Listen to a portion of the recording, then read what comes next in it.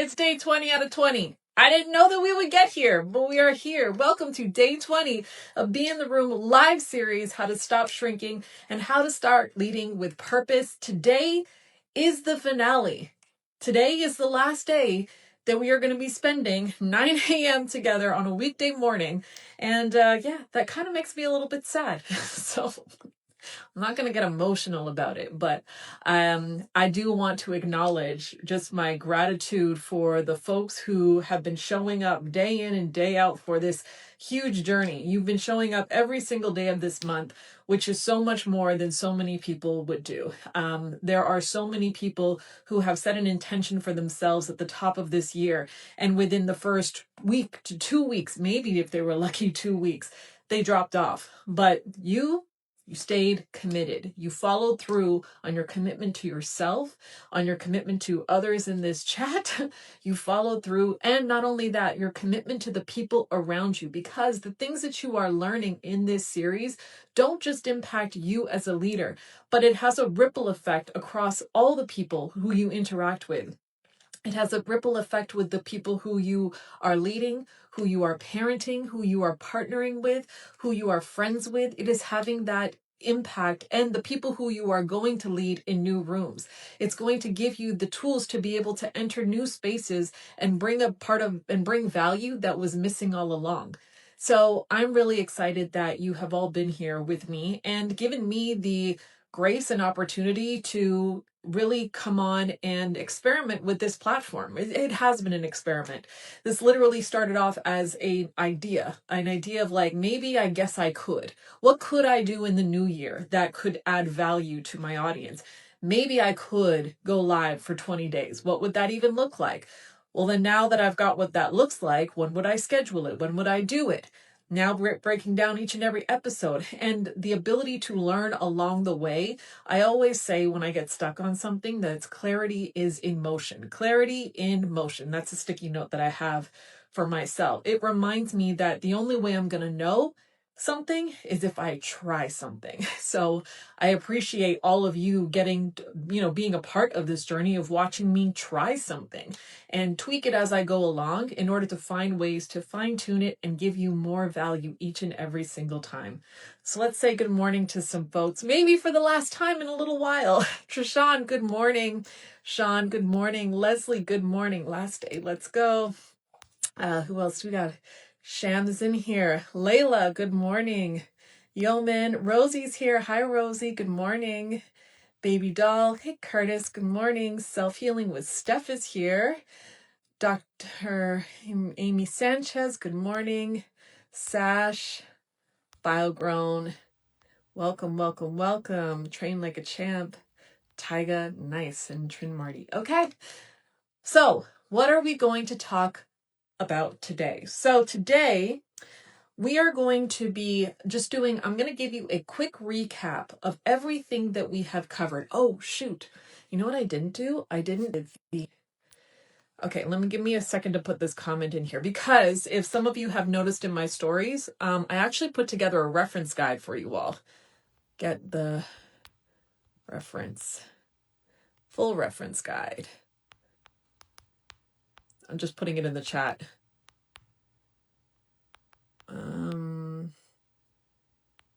I should have had this prepared earlier and I forgot. What was it? Get the full reference guide by commenting 20. This is painful to watch. Tools. Okay, there we go. Pin that. Okay, perfect.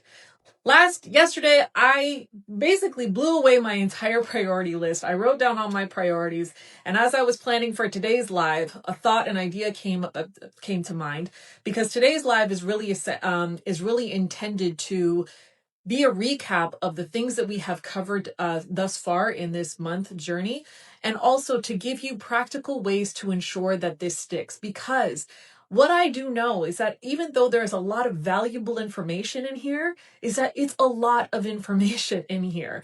And it can almost feel like drinking from a fire hose. Like there's so much here, I don't even know what to do. I don't know where to start. So that's what I want to be able to cover with you today. And then the thought occurred to me like, well, wouldn't it be nice, Lauren, if you actually gave people something that they could take away with them so that they can continue to reflect, just in case they didn't take notes, just in case they came late, just in case they want to make sure that they scribbled down an experience cube on a napkin somewhere and they can't find it. That tool and reference guide, I blew away all my priorities yesterday and just focused on building this monster of a reference guide. So within this reference guide, what you're going to find is you're going to find a table of contents that groups all of these tools based on, loosely based, they can apply in different areas, but a table of contents that groups these tools based on what you might be experiencing. Because you're not going to go back to this thing and flip it word for word or front to back. It's not a book to read front to back. It's a, hey, I'm stuck right now, or I'm going through something right now, or I'm worried about something right now. What tool could help me to navigate this? What did I learn from this series that could help me to navigate this? And that is exactly what that table of contents is designed to do. It's not necessarily to show you things in chronological order, but to say like, hey, if you're going through this, you might want to check out the experience cube. If you're looking to, if you're preparing for a presentation, you might want to look at this live that was done. Okay. Yeah, thank you so much for coming in. So that is what you'll see in the table of contents. Now, each page is dedicated to one of the lives that I've done. So every single live has its own one pager. Now, within that one pager, you're going to get an overview of the tool to start. And at the top corner, I've put a little diagram in there in case this is something that you visually, if you saw me draw it on the whiteboard, then I gave you a little visual diagram of what that looks like, what the tool is. But most importantly, because knowing what things are is not the thing that actually changes our behavior. The way that we change, what is required in order for us to change, it's a formula. And I go through this formula in my book, Be in the Room. So it's a formula that says dissatisfaction times vision times first actionable next steps must be greater than your resistance, which means that all of these things put together, not being dissatisfied with where you currently are, joined with what could be possible if things change for you or what you want to change for you, combined with next steps, first actionable next steps, all of that has to be more than your resistance to change. And you've kind of maybe even heard that based on that saying that, you know, in order to change, the pain of staying the same has to be greater than the pain of change, because change is hard. Changing any behavior is hard, which means that our body is wired to resist change. Our body is wired to resist moving away from predicted behaviors. So therefore, we have to acknowledge what that resistance is and determine, is this harder or is this harder? Because that's the thing. We need to be able to choose our hard. So all that to say is that is how I design these one pagers. So it's not just telling you what it is, but what dissatisfaction might you be in experiencing in your world right now that could make this tool helpful to you? And if you were to implement this tool, what could be true? So that's a dissatisfaction. Now, what's the vision? What could be true for you? What could be the ultimate end state that you want to target towards? And then from there, first actionable next steps. Okay, well, if you're aligned with the dissatisfaction, if you're aligned with the vision, now let's talk about what you can do.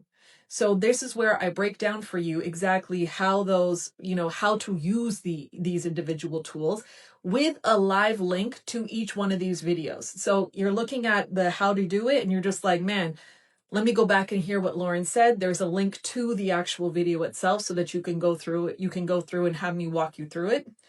And then below that, it's what will get in the way, right? Because we all know what to do, but what could get in the way? And again, acknowledging that resistance, acknowledging some of the stories that we're going to tell ourselves that cause us to want to gravitate back towards predicted behavior, towards our natural state, or what's the word I'm looking for? Our typical behavior, right? because there is safety in staying the same. So it's better that we acknowledge what those resistors are so that you can make a decision of what you actually want to do, what you want to overcome. Oh, Trishan, thank you so much. She said it feels like watching the series of finale of my favorite TV show. Amazing. All right. So that is what you're going to find in that guide. And at the end of all of that, once you get to the end of the 20 tools, I'm going to bring in the new tool of how to make it stick. And I'm going to show you what that is all today. So let's start out with just giving you a quick recap, because today you're coming in and you're saying, all right, what have I missed? What have I learned? But what is one thing that I really want to take away?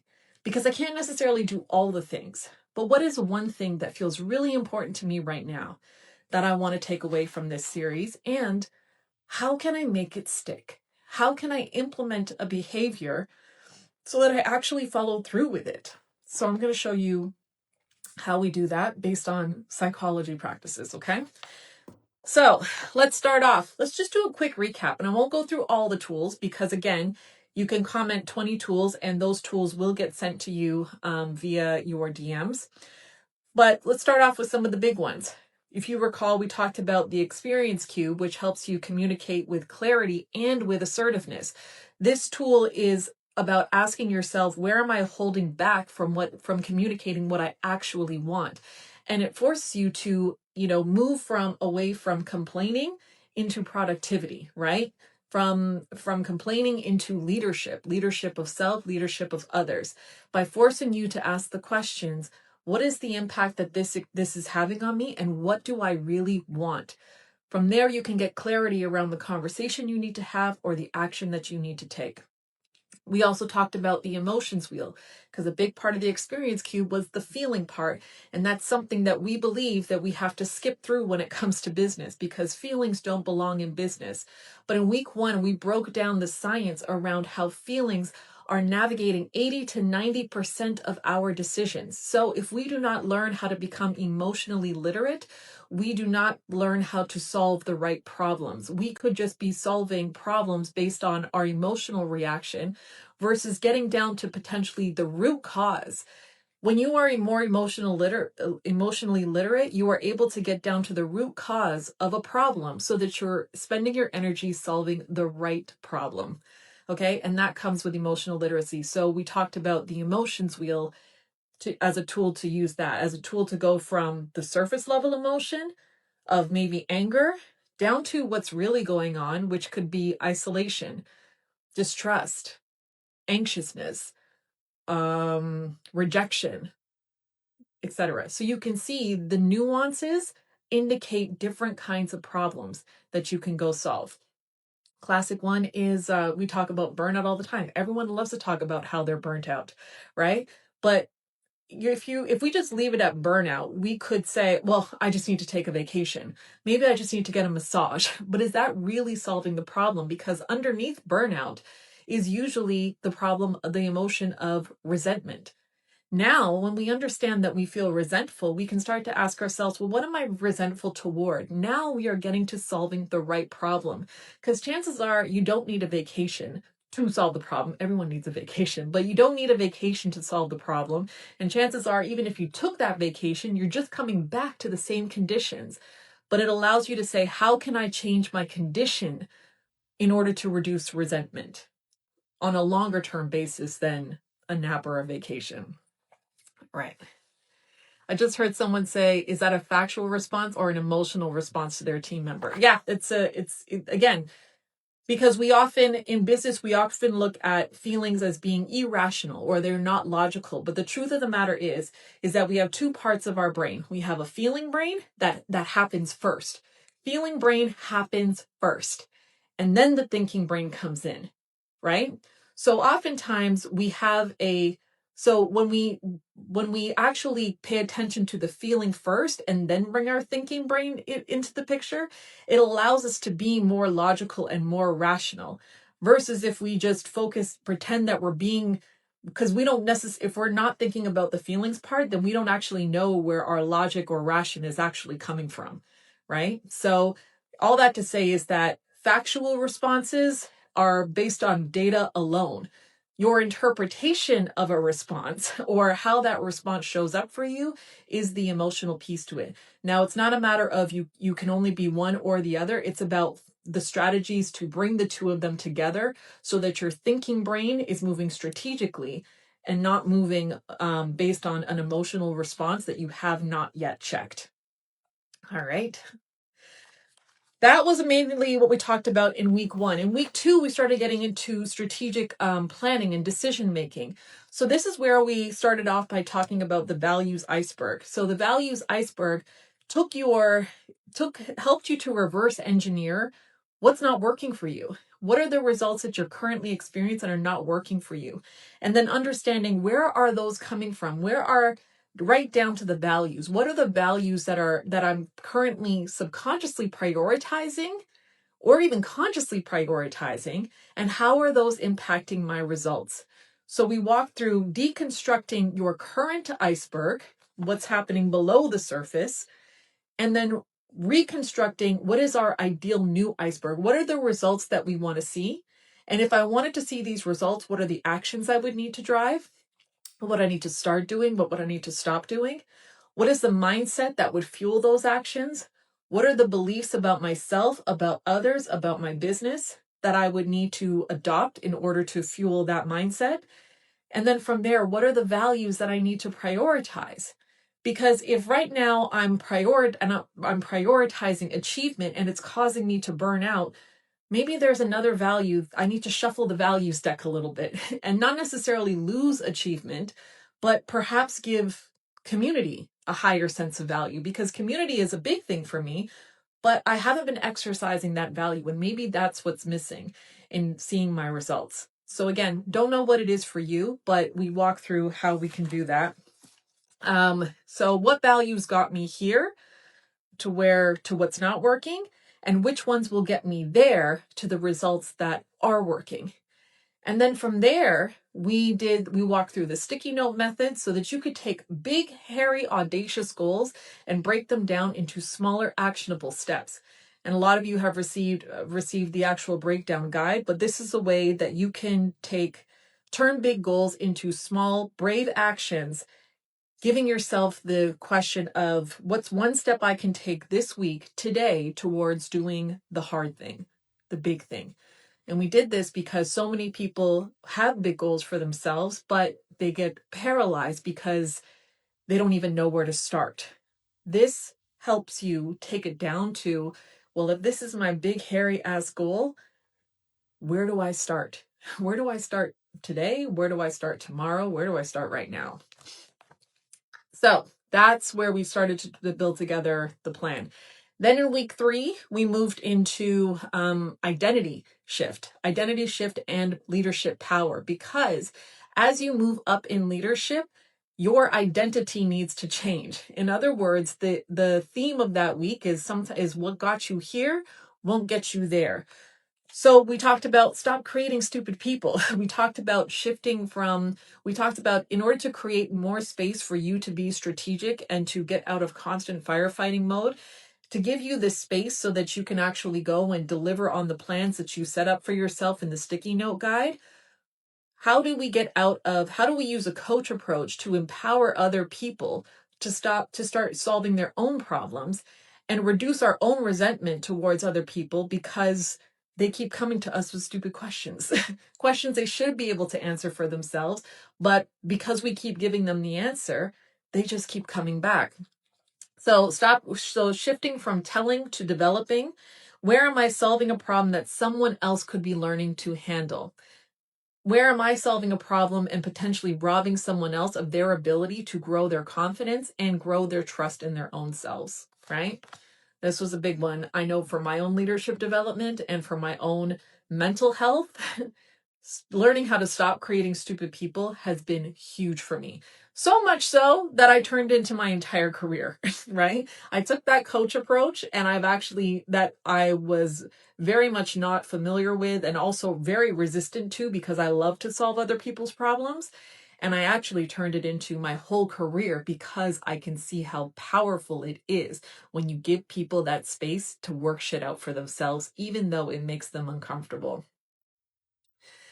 Um, big, hairy, audacious goals in your vocabulary now. Awesome. If you are just joining, we are doing a recap of this 20-part live series. And in case you've missed any of what I've talked about or any of what I've talked in this series or in this episode or the past 4 weeks, I've gone ahead and put together a full reference guide for you that breaks down every single tool, every single live, and gives you access to each one of these lives so you can go back to them. All you got to do is comment 20 tools into the comment below, and you will receive a link to your DM on following the steps in order to get that for you. Okay. We also talked about the business of boundaries. So again, protecting your time and your energy, right? So, and being more strategic about where you give your time and where you give your energy. So we did relationship mapping, but we also talked about the business of boundaries and understanding that unspoken conversations drain our cognitive load. So if we are wanting to do bigger things, but we are bogged down in conversations that we're not having, we're actually not giving our brain the mental space that it requires to go and figure out those bigger things. So that conversation was all about how do we audit what is currently draining our cognitive load, and how do we decide what we need to clear out in order for us to go and focus on some of those bigger things. So, what's the one conversation I keep postponing that is draining me daily, right? And then finally, in this past week, we talked all about taking up more space. How to, now that you are in the room, how do you stop holding your breath? When you're in the room, how do you take up more space so that your presence is known, so that people see you operating on a higher level? So we talked about the difference between givers, low performing givers and strategic givers. And asking yourself the question of, am I giving from alignment or am I giving from approval seeking? Approval seeking, which will burn me out, alignment, which will move me further faster. We also talked about the 3 C's of presence. If you recall, we had Lawrence come in and give you all practical tips on how to take up space with your presence, how to take up space with your small actions or words. He talked about things like, even before you start a presentation, walking out and entering the room again. He talked about using connections. So sitting down with people, you making eye contact with one person, talking to one person directly at various points in the presentation to engage people's connection. He also talked about, what was the other thing he talked about? He talked about slowing down the ending, landing your ending of the word. Because when you land the ending of the word, people lean in more. I just did it for you there. Great. So slowing down your words, really landing that ending. And most importantly, he talked about the 3 C's of presence, right? So even before you go into that room, because presence starts before you enter the room, and it starts up here. It is not a personality trait, it is a practice. So what are the 3 C's that you can practice so that you can enter the room with more confidence? C number 1 is clarity. Am I clear on what I am here to do? What am I here to do? C number 2 is connection. Who is my audience? Who is in the audience? What do they want to hear from me? What do I want them to think, feel, know by the end of this? And the most important is the 3rd C, which is claiming. Claiming I belong in this room. Claiming I am allowed to take up space in this room. And then from there, you have more, even if it's 1% more presence, it could be all the difference in that room. So again, that's kind of a high-level summary of some of the things we talked about, which again is a lot, which is why I gave you the guide. So now you might be thinking, okay, this is a lot. Where do I start? What's the one thing that I want to take away and do? So I'm just curious, and I'm going to give you a second here because one of the things we talked about is the practice of the pause. So I'm just going to pause here for a moment. What's one thing that has resonated with you from this series? Maybe just pick one thing, whether it's a model, a phrase, a tool, a quote, an idea. What's one thing that has resonated? And put it in the chat when you come up with it. And I'm going to practice being comfortable with silence. All right, Elisa.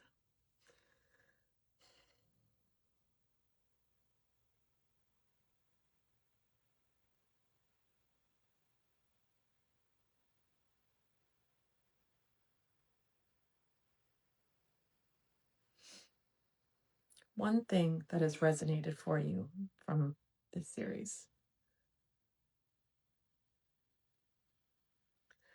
Thanks, Sean, for kicking us off. There's always more room to grow. There's no cap on leadership development. Absolutely right. Always be a student. The power of the pause.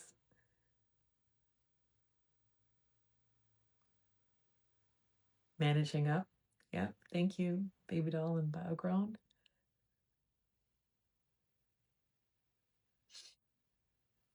Can even see like this right now for me is hard. I'm uncomfortable with this with these islands. Pause and the Eisenhower square. Yeah, perfect. All right. So now what we're going to do is I'm going to show you how to take that one thing and make it into something actionable that you can use. All right. So let's go to the whiteboard, shall we? All right. So I'm going to show you how you create a habit that sticks. And we're going to do this in parts. So follow along with me here. This concept is called we're going to build a habit commitment. So we're not just going to say I'm going to pause more. We're not just going to say I'm going to use the Eisenhower matrix. We're not just going to say I'm going to continue to learn from with leadership. What we're going to do is we're going to make it specific, small, and actionable. Emotions are a big part of business decision. Yes. Jajan, don't make fun of me. I haven't worn a blazer over my sports bra in a while since I got bullied that one time. All right, so the key thing here when you're thinking about creating a habit commitment is think about making it specific, meaning that it's specific and observable. You can see yourself doing it or not doing it, right? So again, it's not just be more confident. How, if I were to observe you being more confident, what would I notice you doing? What would I notice you not doing? Right? So specific and observable. And it's got to be micro small, like so small that you can't even avoid doing it. So it's not even a habit commitment of like, I'm going to read 50 books on leadership this year. That's a cool goal. But what we're talking about are micro habits that are going to have incremental and compounding effect on your leadership. Okay, so here's where we start. Start off with the area. So if for you, the area was pausing. Pause was a big one for people. So the area is like, I don't know what it looks like, but I just want to pause more. Now, here's, according to BJ Fogg, who is a behavioral psychologist on how to make habits that stick, you need 4 things. Number 1, you need a trigger. Okay, so you need a trigger first. So when something happens, after something has happened, what is that trigger? The next thing that you need is an acknowledgement of your old behavior. Your old behavior. So when this happens, what do you normally do today? What does that look like for you? So, for example, in a meeting, when someone asks me a question, I feel rushed to respond. I rush to respond. Okay, that's the old behavior. The new behavior is what you want to implement. So, again, something micro, something small. The new behavioral is I will take 1 breath before responding, right? So that we have the trigger, old behavior, new behavior, and then what you need is the so that. This is the so what. Like, why are we doing this? Why are you doing this? Because you need that in order to tell your brain over and over again, we're doing this for a reason. Yes, it is hard, but we are doing this for a reason. So, for example, if we talked about pause, when someone asks me a question in meeting, instead, my old behavior is that I would rush to provide an answer and I would stumble over my words. Now, I'm going to take 1 breath so that I can increase my executive presence. right? That's how simple it is. So what your habit commitment will read like is this. After, this is where your trigger happens. After this happens, I will this, right? So once you've figured out these, after someone asks me a question, I will take one breath. Okay? If you are trying to empower other people, the trigger might be someone asking you bringing you a problem to solve. So your trigger is when someone comes to me with problems to solve. My old behavior is that I give them the answer. My new behavior is that this is one breath.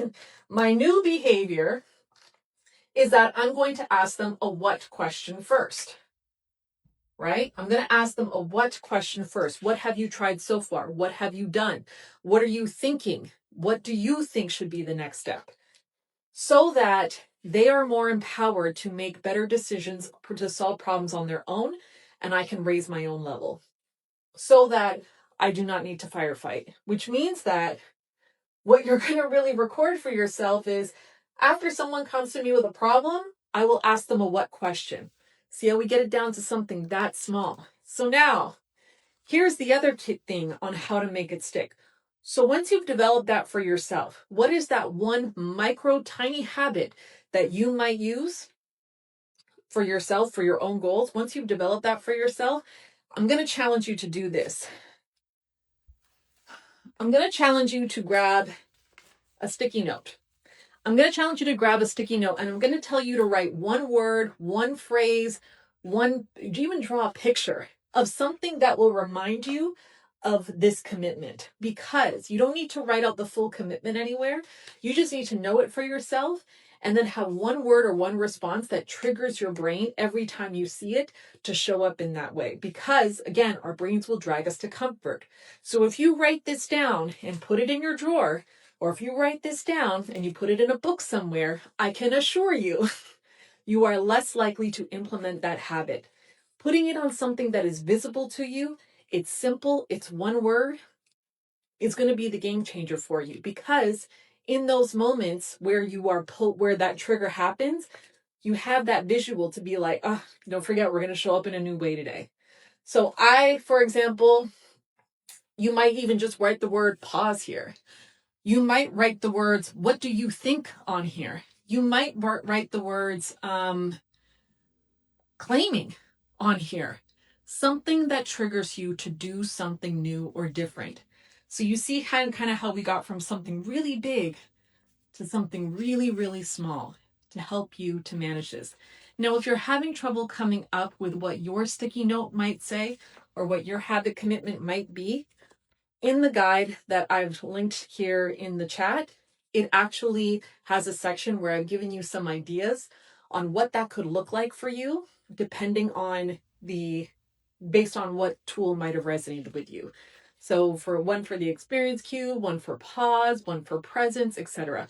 I've given you some thought starters so that you kind of have some structure and some guidance on where to go. All right. Oh, that was a lot. That was a lot, but that's been a lot. All right, so this is the end today. Once again, I want to remind you that all of this is now available to you in your hands. If you comment 20 tools, you will get this free reference guide to your right to your DMs if you just type 20 tools in here, and it will have links to all the episodes that you've attended and you want to go back to, and all the some episodes that you might have missed that will come in handy for you depending on the challenge that you are facing today. Okay, so this kind of keeps things right at your fingertips. And of course, if you have questions along the way, you can reach out to me. I will also be uploading all of this series to YouTube as well, just to have space over there. So if you're not subscribed to my YouTube channel yet, that makes sense because I haven't really done anything with it. This is how I'm kicking it off. So you can make sure you go find Coach Lauren Morrison on YouTube, same handle as Instagram, and make sure you subscribe there because I will also house all of the videos there.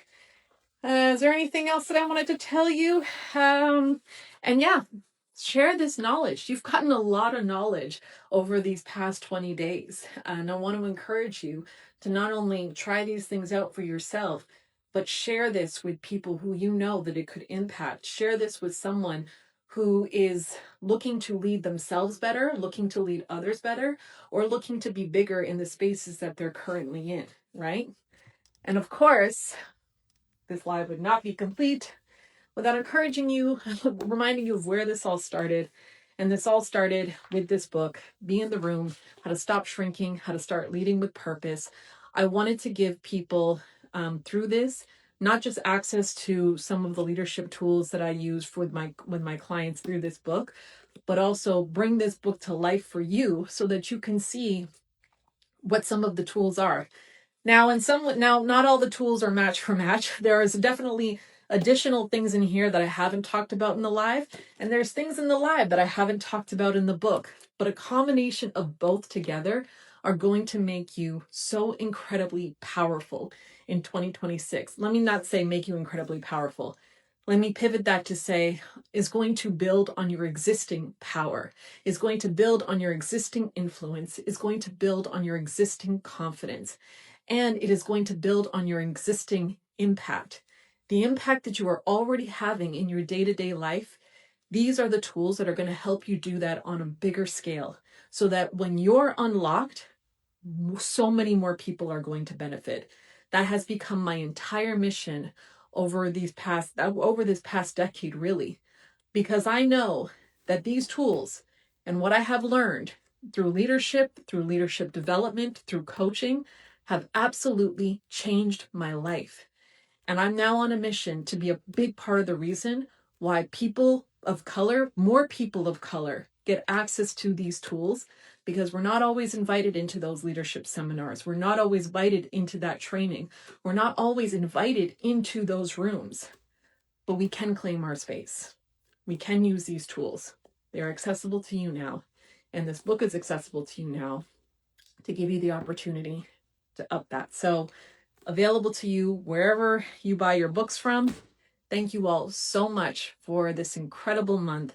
There are many times I didn't think I would continue with this, but I'm so incredibly happy that I did. And I'm so incredibly happy and excited for the impact it's going to continue to make. All right.